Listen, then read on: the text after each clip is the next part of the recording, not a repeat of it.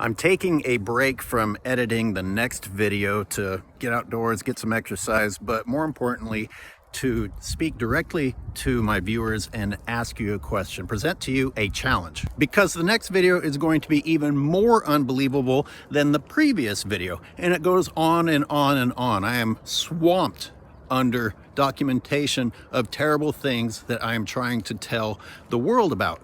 And in the middle of that daunting task, I have to ask myself, does it matter? Is anyone going to listen?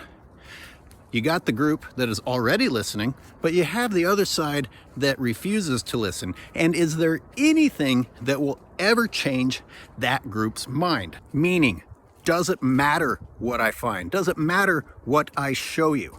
Are you going to stick to your current stance no matter what? For example, does showing you that these small family operations produce X tons of manure every year going to make a difference between showing you that they produce Y tons of manure every year? Or are you just going to say, no matter what, hey, manure is good? How many fields that have been reduced to nothing but the invasive introduced plants replacing all native plants do I have to show you before you decide, maybe that's not so great? What percent of Marin County does this little mafia of ranchers have to own before you stop referring to them as small, struggling families? How many lies do I have to show you that the Park Service has told, verbally and in writing, before you start to think, okay, something's not right here?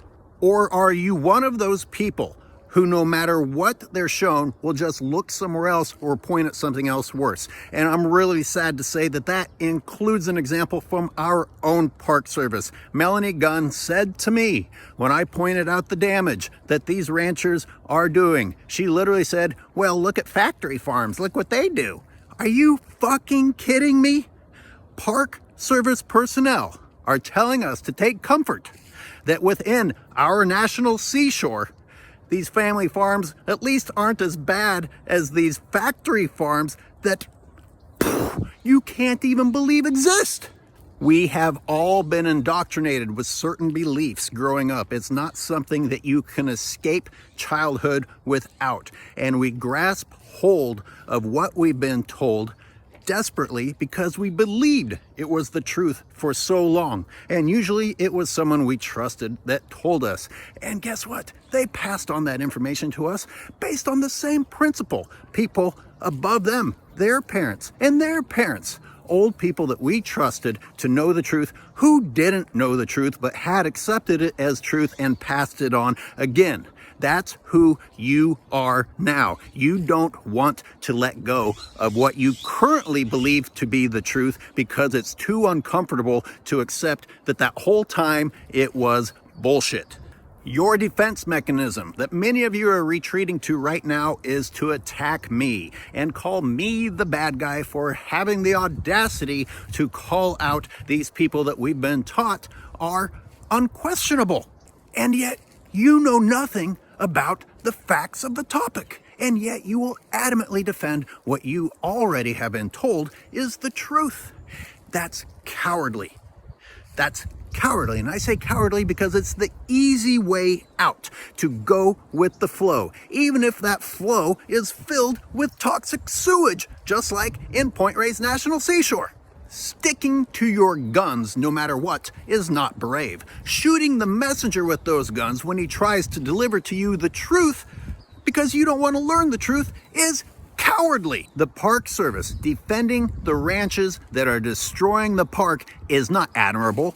It's cowardly. Just doing what you're told for the sake of keeping your job, even when you know what you're doing is wrong, is cowardly. When the Park Service spokesperson tells concerned citizens that, hey, we're going to kill the elk anyway. We can't allow them to flourish, even if we got rid of the ranches, because, there are no natural predators left and we would have to, take them out. We'd have to kill them. That is the defeatist approach of your Park Service staff. Not, hey, wouldn't it be great if we could restore wildlife throughout California, maybe reintroduce some natural predators, maybe to see some biodiversity, or at the least, see how well these animals do in the seashore years from now and then think about what to do. But no, your Park Service staff says, you know what, it's probably not going to work out in the future, so let's just not pursue it now. Let's not let anything good happen now because we support the stance of not letting wildlife return to California. You know, these aren't the words of cattle ranchers that hate predators. These aren't the words of hunters that want an excuse to kill the elk. These are the words of the Park Service staff that are supposed to be on the side of wildlife, saying, nah, wildlife is screwed. We're not even going to try. Gee, you know, I got a question for you, Melanie Gunn. Why do you think natural predators aren't in California? Could it be ranching? Why do you think Wildlife Services kills millions of animals every year? Native animals every year. Could it be animal agriculture?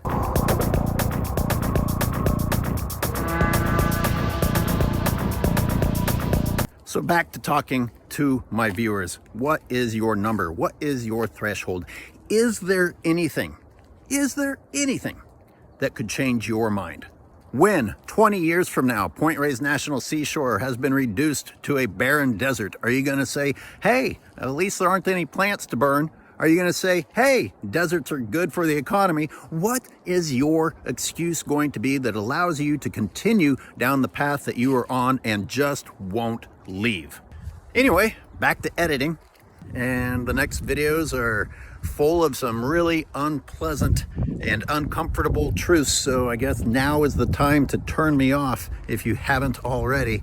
Or it's time for you to wake up and be part of change for good.